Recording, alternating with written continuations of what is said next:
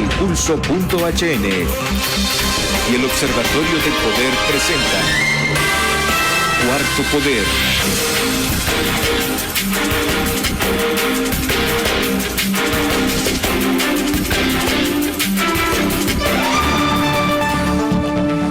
Hola, ¿qué tal? Es un gusto estar con ustedes nuevamente esta tarde, ya hoy precisamente 5 de diciembre de 2023.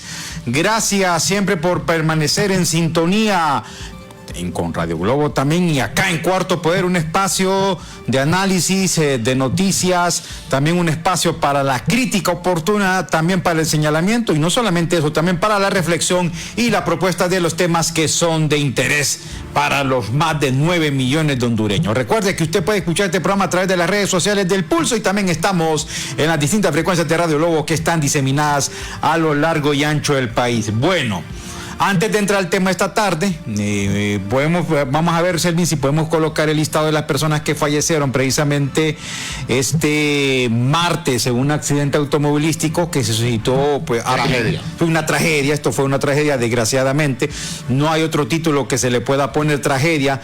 Lo que ocurrió en la carretera de Olancho, ya en el Distrito Central. Sí, acá precisamente en el Valle y la Mapa, ya exactamente aquí en el Distrito Central. Vamos a ver por aquí, hay un listado ya de las personas que desgraciadamente perdieron la vida. Son 11 personas ya confirmadas las que perdieron la vida. El último dato ya habían 12. Y entre ellos debemos destacar, buenas tardes. Hola, don Carlos, ¿cómo está? Debemos destacar un niño de 6 meses. Qué lamentable. Un niño de 1 año, 2 de 5 años, 1 de 8 años y 1 de 15 años. Qué lamentable, totalmente lamentable. Bueno, mientras tanto por acá tenemos ya el listado de las víctimas. Bueno, estos son los heridos. Carmen Julia Turcios Hernández, de 31 años. Javier Santos Varela, de 20. Cristian Elisa Paz, me imagino que es Valladares, 31. Joaquín Sandres, de 53. Zulma Mariela Rosales, de 41. Germán Castillo Castro, de 58, Grecia Yulisa Hernández, de 25, José Isaías Mejía Díaz, de 31, Dorian Zapata, quien se le trasladó al Hospital del Seguro Social, 21 años, Jaime Arturo López Martínez, nos imaginamos, de 29, María Elisa Valladares, de 62, Nelson Francisco Chandía Sánchez, de 51, Yanira González Murillo, de 33, Ruth Quiñones Licona, de 28, Jamie Yamilet González Murillo, de 28, José Luis Amador Ávila, de 46. Hay una persona desconocida, nos imaginamos que es extranjera por el tipo de documento de identificación. También aparece Cindy Johanna Sierra, de 28, Fanny Valesca Martínez, de 37, Ana Dilcia Moradel, de 44, Jamie Martínez, de 26, Sheili Leticia Escalante, de 18, Carlos Rafael Muñoz, de 29, Rosinda Núñez, de 52, Edith Marisol Corrales, sin edad identificada, nos imaginamos que es extranjera por el tipo de documento. Aparece Keini Misael Díaz, de 27, Francisco Emenerio Lobo, de 24, Martín Rivera Salinas, una persona desconocida del sexo masculino que parece que es extranjero, Delcy Yanira González Murillo, Mercy Lorena Lozano Palacios, de 31, Fanny Marixa Sánchez, de 36, Aida Sánchez Mejía, de 33, Edwin Javier Santos, de 20, y aparecen sin número de identidad y sin edad, pues las siguientes personas: Darwin Chirinos, Mario Antúnez, Fernando Quiñones, Kimberly Dayana Murillo, Ruth Palacios, Melvin Palacios y Andy Martínez. Todas las personas, son 41 personas lesionadas de este autobús de la empresa Discovery que quedó al fondo de un río a la altura del Valle y la Mapa, unos 35 kilómetros al este de Tegucigalpa. Vamos con la lista de los fallecidos.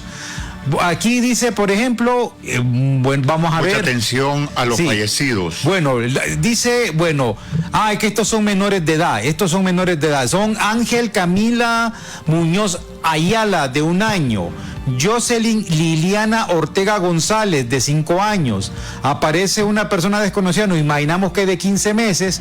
Otra persona desconocida de 5 meses. Aparece también Emily Brigitte Torres Mejía, de 8 años, y también aparece Yade Brigitte Mejía Hernández, de 6 meses. Por acá Ana nos mandó también la lista preliminar de las personas fallecidas. Son 12.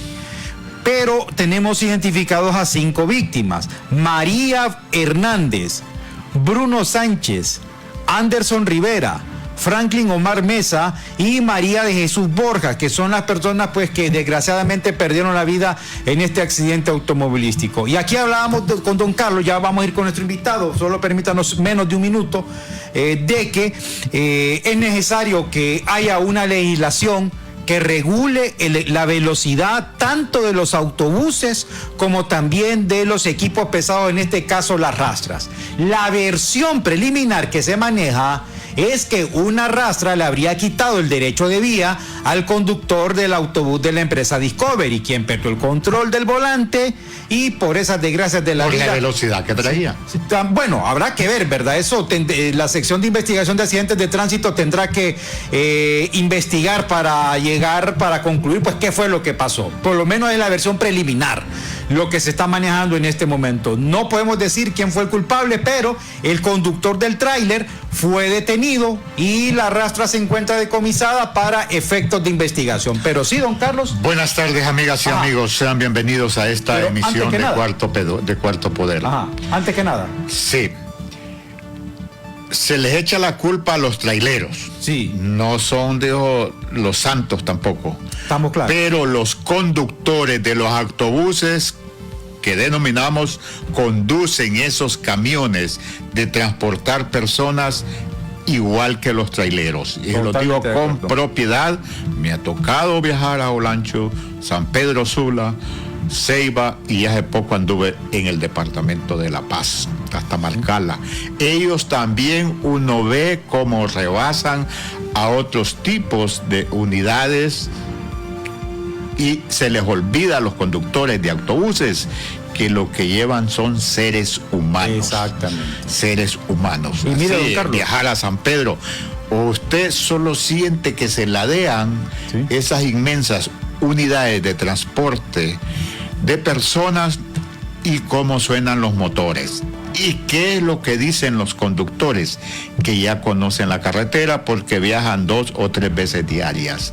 Pero en Honduras se ha informado hasta la saciedad por la dirección vial o tránsito que conocemos que las carreteras en Honduras no son para alta velocidad. No lo son. Mire, incluso tendría que haber un regulador de velocidad para que los buses vayan a una máxima de 80 por hora y los tráileres o camiones pesados que van a una máxima de 70 kilómetros por hora. Ya es hora de que haya una regulación. No solamente hay que hablar. El problema que se da es que la penalización es circunstancial. ¿Sí? Y un conductor puede salir, la pena máxima creo que es de 8 años. Sí. Entonces salen 4. Sí. A cambio que le prueben que iba ingerido de alcohol o haber inhalado otro tipo de alucinógeno o droga. Sí. Bueno, qué desgracia, y nos solidarizamos con los familiares de las víctimas. Ya la presidenta Castro también se solidarizó. El secretario de Seguridad anuncia una compensación para los familiares de las víctimas del accidente de este martes. Bueno, cambiando de tema, miren, hemos venido hablando en los últimos días de lo que está pasando precisamente en el Partido Liberal, una fuerza política que está dividida. De hecho, hay 2 facciones, una facción que está en la extrema derecha, una facción ultra reaccionaria, pero también tenemos otra facción que lo que va buscando, por lo menos lo que uno puede ver, son acercamientos, va buscando algún diálogo con el oficialismo para mantener, pues, quieras o no, la gobernabilidad, por lo que uno quiere ver. Bueno, por lo que uno puede ver. Bueno, se encuentra ya esta tarde con nosotros a través de Zoom el ex candidato presidencial liberal y también en su momento presidente del Central Ejecutivo Rojiblanco. Hablamos del ingeniero Luis Zelaya. Es necesario preguntarle, don Luis, lo que está pasando en el Partido Liberal. Es una fuerza política que prácticamente cada día se viene diezmando y cada día se viene fraccionando. Hoy tenemos 2 facciones, una facción que se fue mucho más allá de la derecha y otra facción que por lo menos busca tener entendimiento con otras fuerzas políticas. ¿Usted cómo lo ve desde su perspectiva como dirigente liberal, en su momento presidente de la autoridad partidaria y es candidato presidencial? Un gusto saludarlo en Cuarto Poder. Buenas tardes, Brian, Carlos, un gusto saludarles aquí en Cuarto Poder. Primero, permítame también solidarizarme con las familias de este trágico accidente. Ojalá que se tomen las medidas y que sirva de ejemplo para que las autoridades sean más estrictas con los conductores de estos transportes de personas y las rastras y todo. Así que solidarizarme con la familia, porque sí es doloroso perder un familiar en esas circunstancias. Bueno, el Partido Liberal sigue dividido desde el 2009, no ha logrado mantener una unidad granítica, una identidad partidaria fiel a sus principios y valores, y siguen primando los intereses. Está claro que mientras el partido siga con las autoridades actuales cuestionadas, mencionadas en la lista Engel, pues van a seguir prevaleciendo los intereses particulares sobre los intereses de partido y no digamos los intereses del país, ¿no? Muy buenas tardes, ingeniero Luis Zelaya. Gracias por compartir su posicionamiento de la situación del país, porque hablar del Partido Liberal involucra a toda la nación hondureña, las decisiones que tome su instituto político, y usted, máximo líder, pues candidato presidencial, también presidente del Consejo Central Ejecutivo. Como expresidente del Consejo Central Ejecutivo, hay dos posiciones en este momento. Una, que se debe apegar a la decisión tomada el último del mes de octubre en no reconocer la Comisión Permanente del Congreso Nacional, como otra que ayer toma la decisión en darle facultades al presidente del Consejo Central Ejecutivo y aparte de la bancada en que busque los acercamientos para poder establecer diálogos y consensos alrededor de los cargos que se tienen que elegir en las próximas horas o próximos días, o consensos a fundamentos de país. ¿Cuál sería su decisión si le tocara en este momento? Bueno, ¿Cuál Carlos, debería hay que respetar? entenderlo desde una perspectiva política, desde los intereses que priman al interior. Primero, entender y dejar claro a la población hondureña que la máxima autoridad del partido es la convención, y que la convención delega en el Central Ejecutivo. En este caso, lo preside Gianni Rosenthal, quien ha sido mencionado en la lista Engel, al igual que el secretario general, Alexander López, ambos mencionados en la lista Engel, y es la máxima autoridad.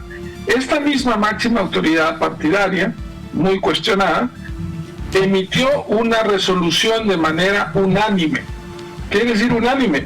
Que el propio presidente del partido, que el propio secretario mencionados en la lista Engel, votaron a favor. O sea, unánime, de desconocer a la Comisión Permanente, de no reconocer al fiscal interino, tanto Joel Zelaya como Mario Morazán. Y tercero, ratificar el apoyo y reconocer a Daniel Cibrián como el fiscal interino, luego de la salida del país, una vez que había terminado el tiempo de su mandato, del ex fiscal Oscar Chinchilla. Ese fue un mandato y fue unánime. O sea, los que hoy están en función de una negociación, antes estaban claramente en contra. ¿Qué los hace cambiar? Pues la elección del fiscal, esa es una realidad. ¿Okay? ¿Qué es lo que ellos andan buscando? Porque alegan que Libre va a escoger a los 3 miembros del Tribunal Superior de Cuentas. ¿Okay? Ese es el alegato, digamos. Y que esos espacios no se deben perder. Ese es el alegato. Yo pregunto, ¿okay? Libre escogió mediante la comisión permanente con 9 diputados, al fiscal general y al fiscal adjunto interinos. ¿Están actuando en función de la ley? A veces, y yo lo digo, a veces eliges bien y escoges mal. Otras veces eliges mal y escoges bien. Entonces, ¿qué es lo que andan buscando? No quieren que Libre escoja 3 personas bien, que hagan el bien, que hagan justicia en el Tribunal Superior de Cuentas, o lo que quieren es tener una parte para seguir en el proceso como estaban antes. Esas son las preguntas. Fíjate qué interesante. Hoy los nacionalistas alegan que estas acciones del Ministerio Público es persecución política, según ellos. Entonces, lo que había antes con las autoridades anteriores, porque todos estos requerimientos fiscales son de casos anteriores que estaban engavetados, si hoy hay persecución política, entonces aceptan que antes lo que había era encubrimiento político. Entonces, el mismo fiscal Daniel Cibrán estuvo 60 días como fiscal adjunto, con todas las facultades que tiene el fiscal interino actual Joel Zelaya, y no hizo nada. Entonces, si hoy hay persecución política, lo que había antes en el Ministerio Público era encubrimiento político, era impunidad política. Entonces, cuando ven, como se dice en el argot, que la tortilla se da vuelta, que ahora hay 2 fiscales que están desengavetando todos estos actos que habían en las autoridades anteriores, entonces ahora dice, cambiemos el discurso, ya no es un tema de desconocer, es un tema de diálogo, porque no hay que perder esos espacios. Mentira, lo que andan buscando es cuidar sus intereses e impunidad. ¿Y Libre qué está haciendo? Pues aprovechando la coyuntura y negociando. Esa es la realidad que estamos viviendo.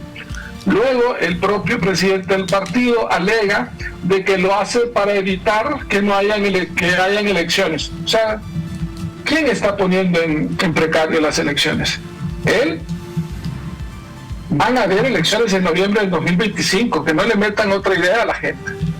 Y Libre va a tener a su candidato o candidata. Y la oposición debe buscar un candidato, pero que no venga el presidente a poner de excusa o como justificación defender la democracia, o que quiere evitar que no hayan elecciones en el 2025 y que por eso va a negociar. Mentira, va a negociar por sus intereses y porque busca la cuota de poder por la cual él, al regresar después de estar preso 3 años, pues necesitaba esa cuota de poder, ¿no? Entonces, hablemos las cosas como son, y esto es lo que está pasando en el partido. ¿Se puede dar un hecho entonces que esa negociación alrededor de los cargos del Tribunal Superior de Cuentas, ahí está también la unidad de política limpia, se va a dar? Sí, así como se dio el fiscal y el fiscal adjunto. O sea, si ya la comisión permanente integrada por esos 9 diputados ya eligió a un fiscal adjunto y un fiscal general interinos, pues parte de la premisa que se puede hacer con los otros puestos. Pero mi pregunta no es esa. Mi postura más bien es decir, bueno, ¿se eligió bien o se eligió mal? ¿Se escogió bien o se escogió mal? Esas son las preguntas. Entonces, cuando ves que tienes una escogencia de fiscales que no van en función de lo que tú querías imponer, porque fíjense qué interesante, la propuesta de la oposición era un fiscal liberal, propuesto por el Partido Liberal, por los que hoy están en función de estos espacios. Ellos no andan buscando que haya una persona de bien, están buscando una persona que vele por sus intereses. Así ha sido antes. Entonces, la preocupación no es el país, la preocupación no es la democracia de Honduras, no, ese cuento no me vengan por ahí. La preocupación son sus propios intereses. Y al final de cuentas, es la negociación. Y por eso tenían un discurso hace 60 días plenamente ligados al Partido Nacional, promoviendo un fiscal liberal. Y yo me pregunto, el fiscal que ellos proponían y que el Partido Nacional les apoyaba, hubiese hecho estos requerimientos fiscales que está haciendo el fiscal interino Joel Zelaya y Mario Morazán en este momento, yo de verdad creo que no lo hubiera hecho. Y hubiese seguido lo mismo de antes, el encubrimiento y la protección política.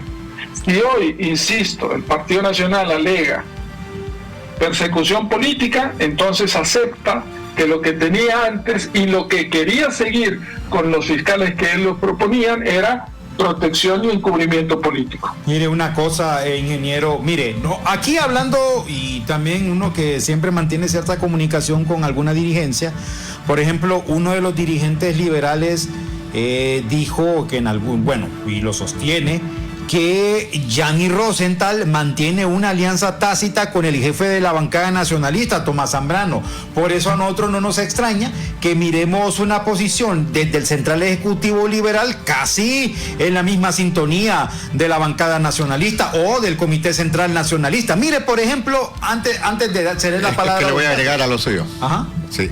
Acá, en este set, nos aseguraron que para tener la representación de un gremio en la Junta Nominadora para la Corte Suprema de Justicia, estos dos personajes llegaron donde el que ellos querían que fuera el delegado con un maletín.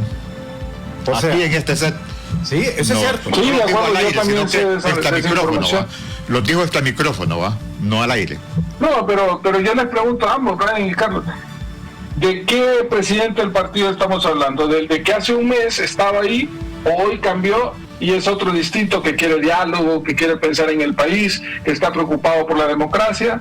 No, es el que estaba hace un mes. Y que hoy tienen un fiscal que no sigue sus lineamientos y que no va a haber protección e encubrimiento político como lo había antes. Entonces, hablemos las cosas como son. Y para mí sigue esa negociación, siguen esos acuerdos con el Partido Nacional y la intermediación que la han buscado, pues que han buscado los alcaldes y lo han hecho, pero los alcaldes no pueden autorizar al Central Ejecutivo ni a la bancada. Los únicos es el Central Ejecutivo. La bancada, de acuerdo a los estatutos del partido, es un órgano del Central Ejecutivo. Es un órgano. Ahora los fiscales... No es esta asociación de alcaldes no puede autorizar al presidente del partido ni al jefe de la bancada para negociar. Eso ellos lo hacen, ellos lo pueden hacer y lo han hecho siempre. O sea, eso es lo que han buscado, es una justificación, pero no representa ningún tipo de legalidad partidaria. Sí. Cómo no, permítanos un momento, ingeniero Zelaya, porque tenemos que cumplir un compromiso comercial. Ya volvemos en breve con usted. Les recordamos, necesitas abrir una cuenta de ahorro, pero no tienes tiempo de ir al banco. Con Banco Atlántida puedes abrir tu cuenta desde donde estés. Solo debes descargar la aplicación Atlántida Móvil en tu celular y seleccionar la opción Activa tu banca digital. Con Banco Atlántida vives digital donde estés. Al fin, Navidad. Me encanta este mes de tamales, abrazos. Y de motos, rastras. De torrejas y regalos. Remolques, vehículos exentos. Y la familia. En fin, Navidad. Las señales ya están aquí. Diciembre es el mes de matrícula para motos, vehículos nacionales, remolques, rastras y vehículos exentos. Visita nuestra página para más información. Gobierno del Socialismo Democrático. Xiomara Castro, presidenta. Se viene otra vez la época más bonita del año y en el Distrito Central queremos celebrar unas fiestas navideñas seguras. Así que antes de tirar un cohete, pénsalo mejor, porque vender, comprar y usar pólvora es un delito que se paga con multas de hasta 60,000 lempiras más el decomiso del producto. Vamos a reforzar los operativos para evitar la venta de pólvora. Si conoces lugares que venden cohetes o si ves a alguien utilizando pólvora, denúncialos a la línea 100. Tu llamada puede salvar una vida. Los cohetes no son juguete. Alcaldía Municipal del Distrito Central.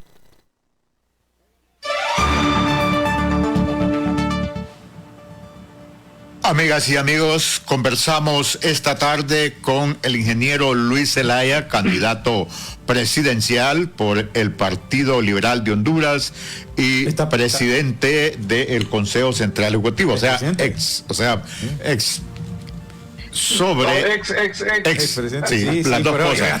candidato, fue candidato presidencial y fue presidente del Consejo Central Ejecutivo, o sea, la máxima autoridad en el Partido Liberal, lo que llamamos cúpulas. Se argumentó en un inicio de los acuerdos, de los consensos o de los matrimonios que se daban en el Congreso Nacional de la bancada del Partido Liberal con Libre, que el divorcio se debió a la ley de justicia tributaria por el trato que se habían referido hacia la bancada y por la ley del trabajo por hora. Quiero consultarle eso del trabajo por hora, ¿qué tiempo duró y qué tanto beneficio como se argumenta? Porque en mi caso particular he andado los 2 fines de semana acá en los centros comerciales de esta capital, solo he podido visitar 2 porque ahora son bastante grandes, y yo veo la misma juventud, y a 3 por lo menos les he consultado cuándo empezó a trabajar, el 15 de noviembre, cuándo empezó a trabajar ayer, que era 2 de diciembre, cuando le hablo ya de este fin de semana. ¿Qué tanto puede generar división los intereses de un país por una iniciativa de ley como el trabajo por hora, ingeniero Zelaya? Bueno, en el caso que lo que se busca son trabajos temporales, como estacionales, como ahora, que viene la temporada de Navidad, pero la misma ley establece los contratos por 60, 90 días. Tú puedes establecer un contrato para la persona de acuerdo al Código de Trabajo actual. Entonces, al final de cuentas, reitero, lo que tenemos que ver es si la economía está pujante para buscar los mecanismos de contratar a las personas, pero la ley actual permite ese contrato por 60, 90 días para una persona que pueda trabajar en esta temporada navideña. Sí, mire, una cosa, el Partido Liberal, bueno, sobre todo algunos líderes políticos como Marlon Lara, como Mauricio Villeda, están insistiendo que se tiene que retomar la ley de empleo por hora, pero usted lo decía hace poco, que ya está establecido en el Código de Trabajo. O sea, ¿por qué insistir, pienso yo, con esta iniciativa que usted y don Carlos y los que nos escuchan sabemos más que nadie que una ley de empleo por hora, una ley de empleo parcial, lo que va a venir es a precarizar? Ya tuvimos la experiencia del Congreso anterior cuando se aprobó la ley de empleo por hora. ¿Qué es lo que pasó? Empresas de comida rápida quitaron la permanencia a los trabajadores, lo pudieron a trabajar por hora, trabajaban más de 8 horas y no les pagaban el sueldo correcto. O sea, ¿qué intereses están defendiendo estos personajes cuando están insistiendo con por lo menos en iniciativas que terminan siendo retrógradas o antiderechos, ingeniero Zelaya? Bueno, recordar al liberalismo que fue el Partido Liberal en el gobierno, precisamente de Ramón Vidal Morales, donde se estableció el Código del Trabajo. Las condiciones antes eran, usted lo ha dicho, totalmente precarias, así que el Partido Liberal es un precursor de la defensa de los derechos laborales, ¿no? Y creo que esa doctrina y esos principios liberales deben permanecer en todos nosotros que nos consideramos liberales. Hablemos un poco, ingeniero Zelaya, de el Vox, liderado, propuesto por el ingeniero Salvador Narrala, pero liderado por el Partido Nacional. Lo han dicho en sus discursos que el 80% de la gente que se manifiestan, pues que son nacionalistas. Y cómo marchar en las ciudades importantes junto a aquellos que crearon, desarrollaron y ejecutaron la estrategia para expulsar a la MASI cuando empezó a hablar de las redes de corrupción, a los que reformaron la ley del Tribunal Superior de Cuentas para que los casos no fueran pues prácticamente vinculantes, y le pusieron el obstáculo al Ministerio Público. Está claro que la oposición debe darse en toda democracia para que haya pesos y contrapesos, pero cuando Carlos, tú haces un bloque ciudadano, de oposición ciudadana, pues debes hacerlo con ciudadanos ejemplares, ¿no? Con ciudadanos referentes, con ciudadanos que no tengan una cola larga que les pisen, con ciudadanos cuya conducta en pro de la democracia sea un ejemplo para la juventud, para la sociedad en general.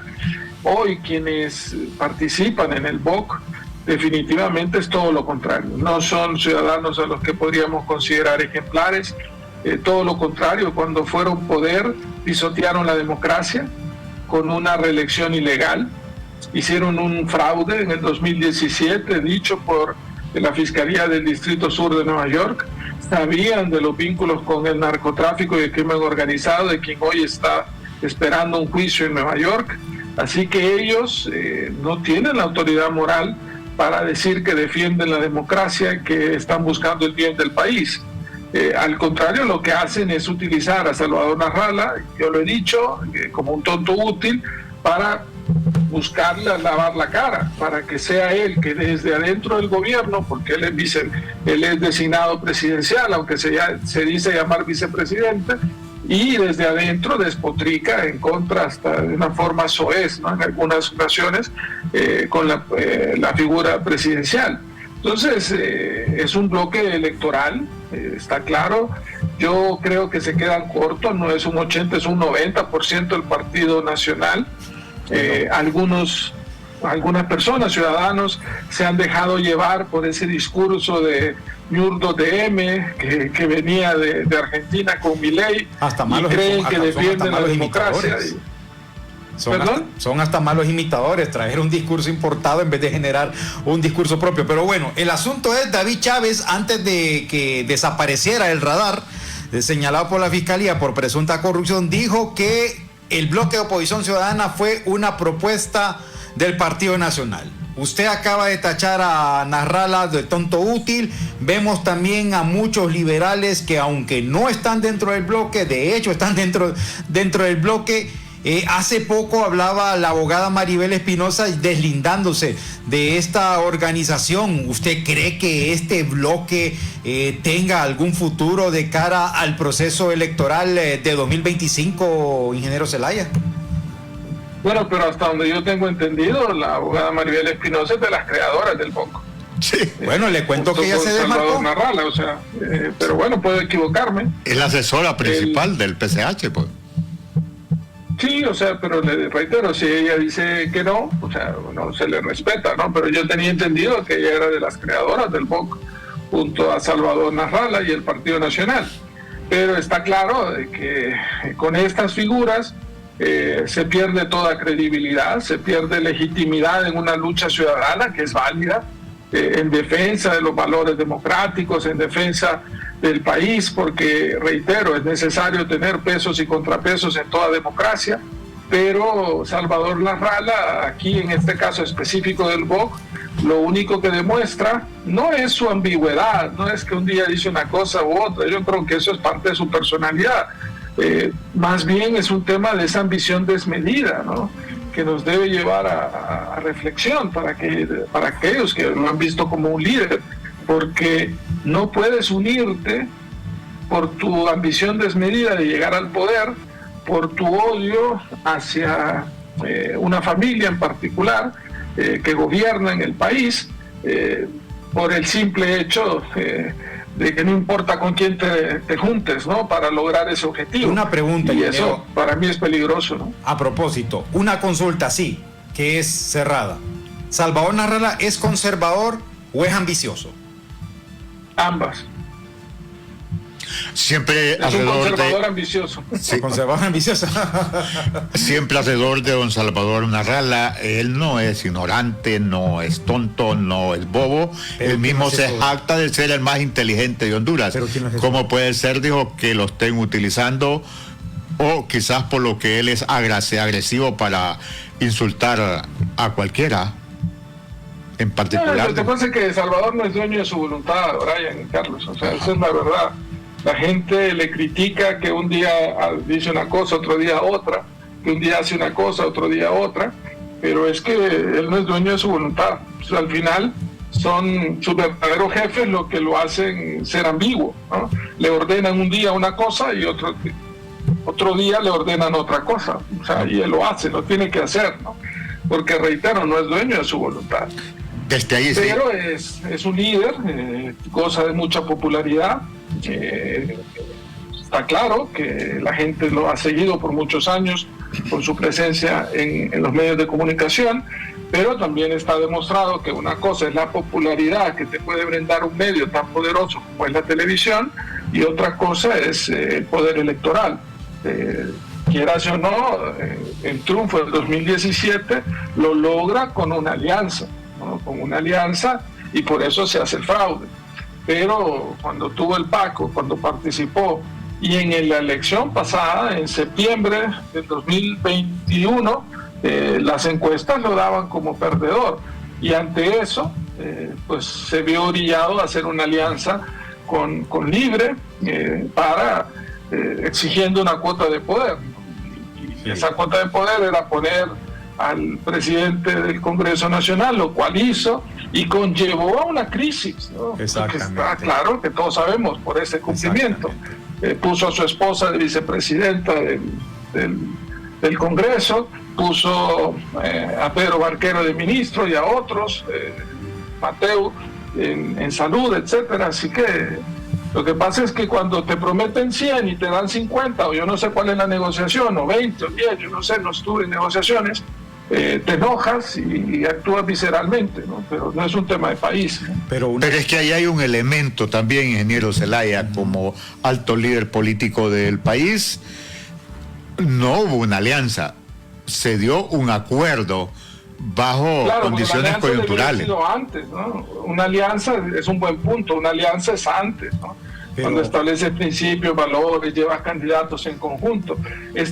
Y usted lo ha dicho bien, esta fue una negociación a 2 meses porque en las encuestas había un asesor mexicano que tenía Salvador, Juan Carlos Limón creo que se llamaba, no estoy seguro el nombre, pero es mexicano. Le mostraron las encuestas y perdía, entonces él pues al verse acorralado de que iba a perder, pues se unió a Libre para sacar a Juan Hernández, que ese era el objetivo que teníamos todos en la elección anterior, ¿no? Allí hay una cuestión, además de las encuestas, él mismo dijo públicamente que le habían ofrecido 30 millones de lempiras para la inversión el día de las elecciones, que significaba la logística y la alimentación de los que iban a estar en las mesas, y que no se los dieron. ¿Saben una cosa? Agregando a lo que dijo don Carlos, mire, ingeniero, mire, hay un militar, no voy a mencionar su nombre, resulta que ese militar hizo una encerrona a un grupo de empresarios sanpedranos, en el cual le mandaron a decir que no se iba a financiar la campaña en Nasralla. Nasralla, con su grupo de asesores, anduvo moviéndose de banco en banco para buscar un préstamo millonario para financiar su campaña. Junto a lo que usted acaba de decir, junto a lo que acaba de plantear don Carlos, también vino esto. Nasralla, al verse abrumado, incluso en esta emisora, 2 meses antes se advirtió de que Nasralla iba a renunciar a su candidatura. Y el principal motivo, entre los dos que ustedes plantean, fue ese, que ningún banco le quiso prestar ni un 5 partidos por la mitad. Porque no daba nada en fideicomiso, pues. No embargaba nada. Ingeniero. Bueno, o sea, ahí está, o sea, reitero, no es el sueño de tu voluntad al final. O sea, yo en un círculo cercano le decía a la gente, y te lo digo, lo voy a decir por primera vez, en junio yo le decía que Nasralla no pasaba de septiembre. Dicho y hecho, mire. Y me equivoqué por 10 días, porque fue como el 10, 11 de octubre que hicieron.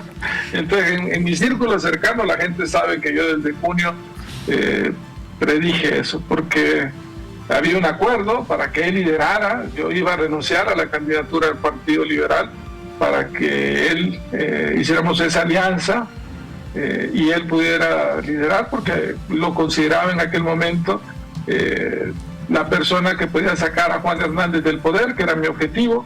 Pero bueno, se llegó a un acuerdo, luego él se hizo para atrás, decidió que no, ir solo. Reitero, no es dueño de su voluntad. Al final eso es lo que es mi conclusión, ¿no? Él no es dueño de su voluntad, y todo este comportamiento errático obedece a que sus jefes pues son erráticos también. Ellos se acomodan conforme el poder, se acomodaron con Juan Hernández, se acomodan con quien sea, y al final Salvador cumple ese rol de tonto útil, ¿no? Lamentablemente.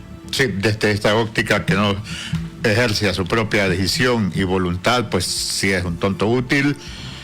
Ahora que se desmarca la abogada Maribel Espinosa, se desmarca la doctora Suyapa Figueroa, ya se había desmarcado la doctora Ligia Ramos, al igual que Luis Redondo, pues el mismo Narrala se ha encargado de decir que ya no pertenece al PCH, y ahora Luispa también dice que nunca ha pertenecido al PCH. ¿Qué le queda de bancada en el Congreso a Salvador Narrala? Y si podrá llegar a ser candidato. En ese sentido, Carlos, o sea, Narrala ha sido muy despectivo con Luis Redondo y últimamente con la diputada Ligia Ramos por pasar a ser independiente. Pero si la abogada Maribel Espinosa y la doctora Figueroa pasan al Partido Liberal, pues Narrala debería ser consecuente, ¿no? O sea, y criticar eso, porque al final él criticó a Ligia Ramos diciéndole que lo usaron a él y que solo usó la plataforma para ser diputado. Entonces, si lo dices con uno, pues dilo con todo. Y al final, definitivamente, pues te usaron todos. Sí, es que mire. Y el doctor Carlos Umaña ha manifestado públicamente que él no se va a incorporar al BOC, porque no sería coherente. Bueno, o sea, sí, pues sí, estoy de acuerdo. Yo desde el principio yo nunca fui parte del BOC, lo critiqué. Es más, me pidieron que no criticara al BOC. ¿En serio? ¿Y sí, quién se lo pidió? Y que no criticara. Voy a dejarlo en el que ha salido el nombre a la palestra, de lo que hemos hablado. Pero una pista, ingeniero. Aunque sea una letra de la A a la Z de quien le pidió eso. Este hombre como que es seguidor de los shows que montan a Rala, ¿va? No, para nada, ¿no? Que anda ahí diciendo agudeza. Que no criticar al BOC ni criticar a Salvador Narrala, porque dice que eso ayudaba al gobierno. O sea, para que veas cómo es la mentalidad de la gente, ¿no? De algunas personas, obviamente. Sí. Solo permítanos un momento, ingeniero. Y de eso vamos a hablar cuando retornemos del gobierno de la presidenta Xiomara Castro. Vamos a la pausa. Adelante. ¿Necesitas abrir una cuenta de ahorro pero no tienes tiempo de ir al banco? Con Banco Atlántida puedes abrir tu cuenta desde donde estés. Solo debes descargar la aplicación Atlántida Móvil en tu celular y seleccionar la opción Activa tu banca digital. Con Banco Atlántida vives digital donde estés. Al fin, Navidad. Me encanta este mes de tamales, abrazos. Y de motos, rastras, de torrejas y regalos. Remolques, vehículos exentos. Y la familia. En fin, Navidad. Las señales ya están aquí. Diciembre es el mes de matrícula para motos, vehículos nacionales, remolques, rastras y vehículos exentos. Visita nuestra página para más información. Gobierno del Socialismo Democrático. Xiomara Castro, presidenta. ¿Sabías que ahora puedes hacer planes de pago para ponerte al día con tus impuestos de la alcaldía? Así es, ahora la Alcaldía Municipal del Distrito Central te da hasta 12 meses para cumplir con el pago de tus impuestos municipales. Acércate a nuestro edificio ejecutivo frente al Hospital Viera y ven y hace tu contrato de pago con nosotros. Te estamos atendiendo de 7 de la mañana a 4 de la tarde. Para más información, llámanos al 2220-6086. Inversión para el desarrollo. Tus impuestos, tu ciudad. Alcaldía Municipal del Distrito Central.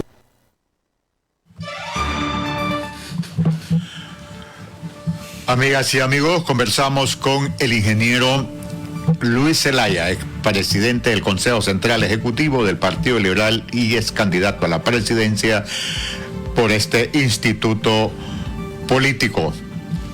Ingeniero, siempre y se ha manifestado públicamente que los presidentes se deberían de sentar con los que han pretendido gobernar Honduras, o sea, el Poder Ejecutivo, para integrar los planteamientos de la plataforma o del plan de gobierno. Le consulto, libre desde su fundación, planteó el socialismo democrático y hacer un gobierno antisistema, pero sometiéndose a las normas de la democracia republicana. ¿La democracia liberal? La democracia liberal. ¿Concreto? ha traicionado libre al votante como se quiere crear en el imaginario colectivo de la nación? No, o sea, y por eso a mí me cuestionan, porque yo he dicho, bueno, Libre es un partido de izquierda y el discurso tiene que ser congruente con lo que es, o sea, punto. Yo soy liberal, yo no soy de izquierda, pero no me voy a sorprender de que alguien que tiene se rige bajo un principio de izquierda, de un discurso diferente. O sea, no sé de verdad por dónde viene. Lo que pasa es que quieren crear esta animadversión como un discurso político. Como yo decía Brian, que es zurdo de M imitando a Milei, ¿no? Que hasta lo imitan mal. Pero el mismo Salvador, cuando estaba en alianza con Libre en el 2017, él decía, hizo grabar un video en Costa Rica con el estadio, ¿te acuerdas? Ahí está el video. Sí, que porque Honduras no hacía relaciones con China. Es cierto. O sea, y ahora es que decía que Nicaragua, Venezuela, Cuba no eran una dictadura, sino que eran los medios de comunicación que tergiversaban la información y que engañaban a la gente. Ahora es todo lo contrario. Valdías, todos estos que se fueron a Nicaragua. Usted dice esas joyas. Incluyendo el abogado. Hablan de todo eso. No, es un gobierno de izquierda que promueve el socialismo democrático, sigue siendo fiel a su línea de pensamiento, y es el pueblo el que tendrá que decir en el 2025, decidir si sigue bajo esa línea o busca un cambio, un rumbo. Usted sabe que yo veo el ejemplo muy parecido al de México. O sea, en México, cuando estaba la campaña de Andrés Manuel Obrador, AMLO, que iba a ser una Venezuela, y el mismo discurso, porque son los mismos asesores internacionales de derecha que hacen todo eso. Mire, usted la gente no creyó. Es que quiero ahí entrar. Y ahora la última encuesta que vi en México, la Claudia Sheinbaum, no sé si así se pronuncia, tiene 46% de preferencia, y Xochitl, que es de la oposición, tiene 21%. Uy, es enorme.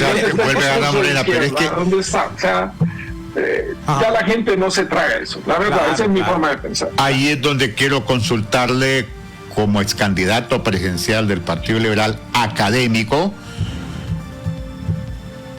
¿cómo evalúa los 2 años de Libre que va a concluir? Pues está, dijo, a 23 meses prácticamente. 25 meses. ¿No? Ya los 24 meses. Ya ha sido difícil, ya ha sido una situación difícil. Han habido cosas, le puedo enumerar cosas que no me han parecido. La amnistía, creo que abarcó más de delitos políticos, más allá del 2009. El tema de la ejecución presupuestaria, yo creo que y eso afectó la cuenta del Milenio. Si tú ves el tema de efectividad, se mejoró un poco en corrupción, pero disminuyó en efectividad del gobierno por su inexperiencia.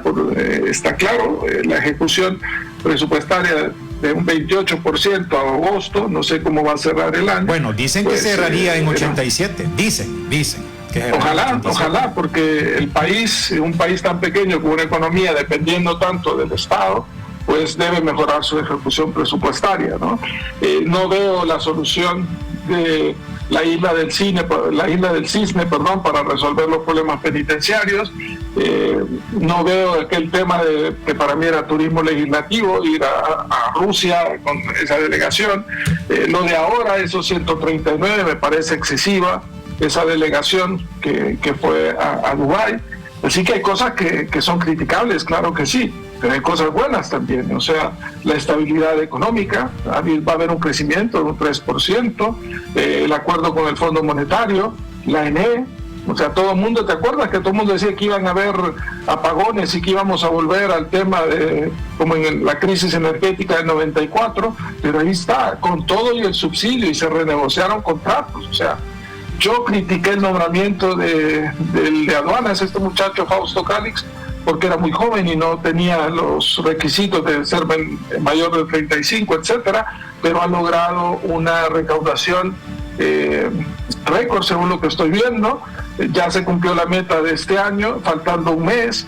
va a superar los 4.000 millones de lempiras de recaudación, más los 6.000 que se han dado de subsidios para los combustibles, que se ha logrado mantener los precios de los combustibles con los subsidios, equivaldría a tener 10.000 millones de lempiras más de recaudación. Obviamente, si el gasto sube, pues ese efecto se pierde, ¿no? Pero si logran reducir el gasto, pues esos 10.000 o mantenerlos se vuelve importante para los ingresos del presupuesto de la República. O sea, han habido cosas buenas y cosas malas, claro. Cosas por mejorar, pero está claro que cuando se habla del gobierno anterior y corrupción, o sea, hay un mundo de diferencia. Yo salía a las calles, y que la gente lo entienda, yo salía a las calles por 3 cosas. Porque me exige la gente, dice, usted no sale a las calles con lo del POC. 1, salí en defensa de la máxima. Sí. Hoy estamos presionando por el tema de la crisis, que es una promesa de campaña que debe cumplirse. Exactamente. ¿No? Exactamente. Segundo, salí por la reelección ilegal de Juan Hernández. O sea, salimos por eso, en defensa de la democracia del país, y cuando se dio el fraude, yo fui el que reconocí el triunfo de Salvador Narrala, en contra de mi partido. Lo recordamos. Amenazado, con amenazas de Juan Hernández, y luego se inventaron toda una trama de mi familia. Sí, hicieron programas y foros, todos estos medios de comunicación corporativos, Brian y Carlos, para atacar mi familia. Eran invitados especiales, hablaban de mi familia como si fueran expertos, y nunca los vi en un cumpleaños, en un bautizo, en ninguna celebración de mi familia. Se volvieron luisólogos, digámoslo de esta manera. O sea, totalmente. Y ahora estos mismos medios de comunicación le dan la oportunidad de defenderse de acusaciones verdaderas, y ponen prófugos de la justicia para defenderse. Conmigo hicieron todo lo contrario. Tanto miedo me tenían a mí que había que destruir mi imagen. Lo apalearon. Mire, ya para ir esos son los medios. Sí. Y por último salimos a las calles cuando apresaron a Tony Hernández, porque era inaceptable. Nadie me podía decir a mí que Juan Hernández no era el que estaba detrás. Correcto. Porque él no sabía nada. Sí. Y hoy el tiempo me da la razón. Él está esperando un juicio en Nueva York. Correcto. Entonces, al final, esa es la lucha de poder que hay en el país, ¿no? Ahora bien, nosotros también tenemos que ser conscientes de algo. Los señalamientos al gobierno son válidos. Las críticas por las actuaciones de los funcionarios de la administración son totalmente válidas, y eso es indiscutible. Ahora bien, tenemos que recordar también, aquí la onda no es decir los 12 años, perfecto, los 12 años, hay gente que se aburrió, sí, pero tenemos que evaluar que este gobierno viene de recibir más de un siglo de una dominación bipartidista, y usted lo sabe, ingeniero, que lo que nos trajo el país, y si hacemos una comparación entre quienes gobernaron más y quienes gobernaron menos, los nacionalistas gobernaron por lo menos el 60% del último siglo de este país, y sabemos que el gobierno el primer año era el aprendizaje, el segundo año algunos arrancaron, otros no arrancaron, pero si hacemos comparación de esta actual administración, por lo menos con lo que pasó de 2020 a la fecha, ¿qué es lo que usted logra ver? ¿Qué es lo que hace falta? ¿Y qué perspectivas se le pueden dejar para estos últimos 24 meses que quedan de administración de la presidenta Castro? Bueno, yo también recuerdo cuando recién empezó el gobierno, que el gabinete económico del gobierno saliente de Juan Hernández hicieron una conferencia de prensa y dijeron que el dólar iba a estar a 30, no sé a cuánto, y que las finanzas públicas iban a caer, y no se dio. O sea, seguimos con esa estabilidad monetaria en gran medida por las remesas que tiene el país. El país tiene que invertir más en infraestructura, yo creo que eso es importante. Tiene que seguir manteniendo la paridad cambiaria, la estabilidad cambiaria que hemos tenido, porque el 70% de nuestra canasta básica es importada. Entonces, si se devalúa la moneda, pues en un 70% va a afectar la canasta básica, ¿no? La generación de empleo, creo que eso es fundamental también. Y vienen años políticos, viene el 2024, no digamos el 2025, ya las campañas electorales van a arrancar, así que el gobierno y Xiomara Castro va a tener que lidiar con esas candidaturas presidenciales, algunas prematuras, pero va a tener que luchar contra eso, ¿no? Y los niveles de conflictividad y confrontación yo creo que no le abonan al país. Ingeniero Zelaya, le agradecemos mucho haber compartido con la audiencia de Cuarto Poder su posicionamiento de la problemática del Partido Liberal, pero también del gobierno actual. Muchas gracias, ingeniero. Muchísimas gracias, Carlos. Brian, un saludo. No, gracias. Feliz Navidad, si ya no lo veo. Nos agrada platicar siempre con usted porque hay muy buenas cosas que aportar. Bueno, nosotros nos quedamos sin tiempo y nos encontramos mañana miércoles siempre a las 4 de la tarde. Buenas tardes. Saludos, gracias. El Observatorio del Poder.